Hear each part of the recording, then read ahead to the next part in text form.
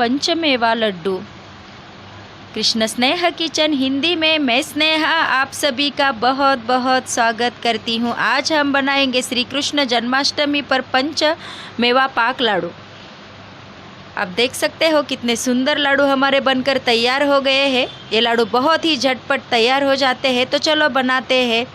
पंचमेवा पाक लाडू बनाने के लिए हमने 1 कटोरी भर के सूखा नारियल कद्दूकस करके लिया है, 1 कटोरी भर के खारीक के टुकड़े लिए हैं, 1 बड़ी कटोरी भर के गुड़ लिया है, 1 छोटी कटोरी में हमने मखाने लिए हैं, 2 चम्मच हमने किशमिश लिया है, 1 छोटी कटोरी भर के काजू के टुकड़े लिए हैं, इलायची जायफल और सूंठ का पाउडर लिया है और 1 छोटी कटोरी भर के हमने बादाम लिए हैं, 2 चम्मच हमने मगज भी लिए हैं और 1 चम्मच हमने खसखस ली है और लड्डू बनाने के लिए घी लिया है।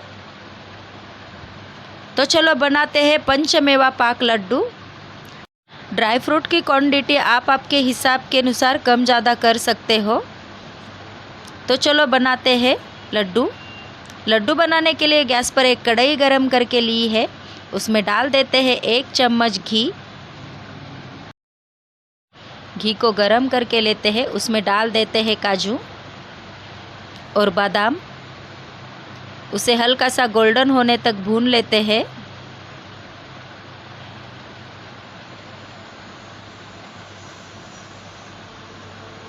काजू बादाम हमारे हल्के से गोल्डन हो गए हैं। अब हम इसे दूसरे बर्तन में निकाल देते हैं। अब हम इसी घी में मखाने भून कर लेते हैं। मखाने को हमें थोड़ा कुरकुरा होने तक भूनना है। मखाने हमारे कुरकुरे हो गए हैं। अब हम इसे भी निकाल देते हैं।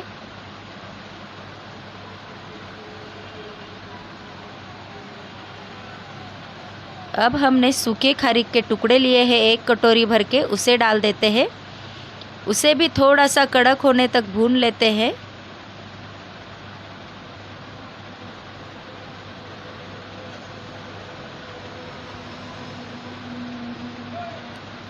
खारीक को बहुत ज़्यादा भी नहीं भूनना, हल्की सी कड़क हो गई, हम निकाल देते हैं एक डिश में।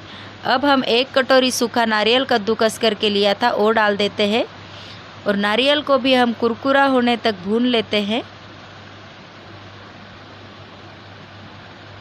अब देख सकते हो सूखा नारियल हमारा अच्छे से कुरकुरा हो गया है। अब हम इसे भी एक बर्तन में निकाल लेते हैं और इसमें डाल देते हैं आधा चम्मच घी और गैस की फ्लेम धीमी करके हम इसमें डाल देते हैं 1 चम्मच खसखस और खसखस को धीमी आंच पर भून लेते हैं। खसखस हमेशा धीमी आंच पर भूनना, क्योंकि ये बहुत जल्दी जल जाती है। खसखस भी हमारी अच्छे से भून चुकी है। अब हम इसे एक डिश में निकाल लेते हैं। इसी तरह हमने सभी सामग्री को इस तरह से भून कर लिया है। हम काजू बादाम और मखाने को मिक्सी में दरदरा पीस लेते हैं ठंडा होने के बाद। आप देख सकते हो इस तरह से मिक्सी में हमने इसे दरदरा पीसा है, थोड़ा सा मोटा मोटा पीसा है। आप चाहो तो इससे भी मोटा रख सकते हो। अब हम खारीक और खोबरे को भी पीस लेते हैं। इस तरह से हमने दरदरा पीस लिया है। इसी तरह सारी सामग्री को हमने मिक्सी में दरदरा पीस कर लिया है।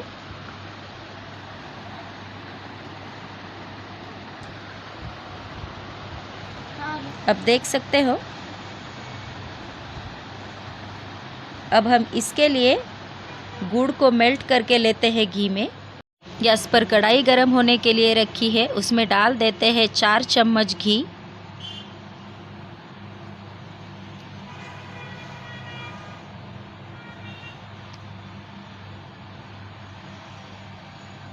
घी गरम होने के बाद हम इसमें डाल देते हैं गुड़ और गुड़ को घी में अच्छे से मेल्ट होने देते हैं। ये प्रसाद के लड्डू है, तो इसे रिश्तेदार और दोस्तों में बांटना होता है, तो ये 2-2 3-3 दिन पैकेट में ही रहते हैं। इसीलिए मैंने इस तरह का पाक बना कर लिया है। इसी तरीके का पाक बनाओगे तो आपके लड्डू महीना भर भी ख़राब नहीं होंगे और उससे ना ही स्मेल आएगी। आप देख सकते हो गुड़ हमारा अच्छे से मेल्ट हो चुका है, इसके ऊपर झाग भी आने लगा है। अब गैस को बंद कर देते हैं और इसमें डाल देते हैं 2 चम्मच किशमिश।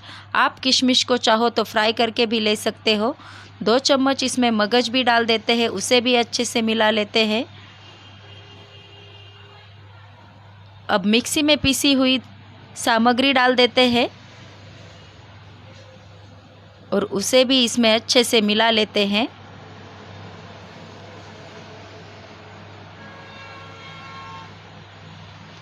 अच्छे से ये मिल गया है। अब इसमें डाल देते हैं विलायची जायफल का पाउडर। आधा चम्मच हमने इसमें विलायची जायफल का पाउडर डाला है, उसे भी इसमें अच्छे से मिला लेते हैं।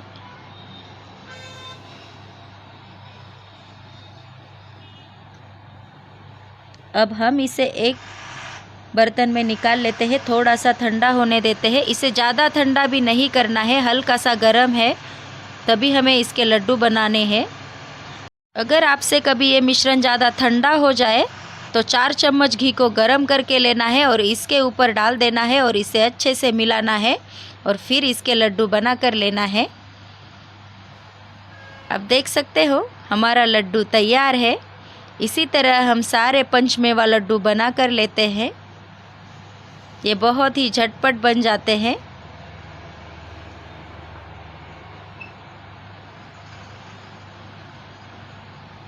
अब हम सारे लड्डू बना लेते हैं। सारे लड्डू बना कर लिए हैं। लड्डू को हमने एक डिश में निकाल लिया है। ये श्री कृष्ण जन्माष्टमी भोग के लड्डू है तो इसके ऊपर आप तुलसी पत्र ज़रूर रखना। आप देख सकते हो कितने सुंदर पंचमेवा पाक लड्डू हमारे बनकर तैयार हो गए हैं। ये बहुत ही झटपट और बहुत ही आसान तरीके से बनते हैं। आप इसी तरीके से पंचमेवा लड्डू बनाकर ज़रूर देखना। आपको पसंद आए तो हमें कमेंट करके ज़रूर बताना। लाइक और सब्सक्राइब करना भी भूलना मत। हम फिर मिलेंगे एक नई रेसिपी के साथ। Thank you.